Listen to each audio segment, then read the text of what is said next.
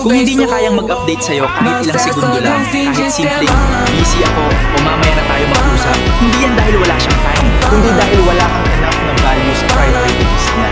Kasi kung importante ka sa isang tao, hindi yan mahirap gawin. Minsan kasi, we make excuses for them. Iniisip natin na baka pagod lang, baka may problema, baka ganito, baka ganyan. Pero deep inside, alam mo naman yung totoo. Kapag gusto ka ng tao, gagawa at gagawa siya ng paraan. Kahit maliit na effort, ipaparamdam niya na naaalala ka. Hindi mo kailangan magmakaawa para lang sa bare minimum. Kaya kung paulit-ulit kang ini-ignore, huwag mong isipin na kulang ka. Baka nasa maling tao ka lang na kung hindi niya kayang mag-update sa'yo kahit ilang segundo lang, kahit simpleng busy ako o mamaya na tayo mag-usap, hindi yan dahil wala siyang time. Kundi dahil wala kang enough na value sa priorities niya.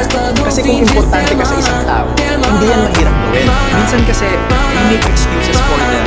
Iniisip natin na